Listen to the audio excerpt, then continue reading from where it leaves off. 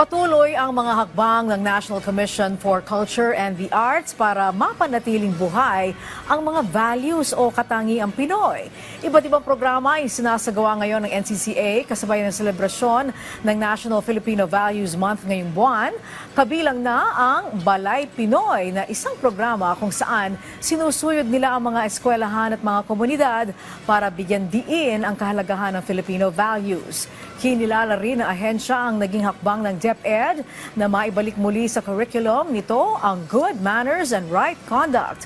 Kasabay niyan, hinimok ng NCCA ang mga magulang na simulan sa bahay ang pagtuturo ng mga magagandang asal sa kanilang anak. Balik din yung dating pamamaraan na kung saan talagang sa bahay.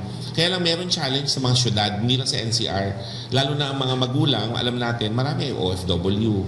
So sino bang naiiwan sa bahay? Kaya minsan may, ang case in point, turuan. Sasabihin ng magulang, kaya nga namin pinag-aaral kayo, doon kayo matuto ng values sa eskwelahan. Pero sasabihin naman ng eskwelahan, tandaan mo, ano lang yan, ilang oras lang sila sa paaralan. Babalik sila sa bahay. Ibig sabihin, kailangan ng katuwang.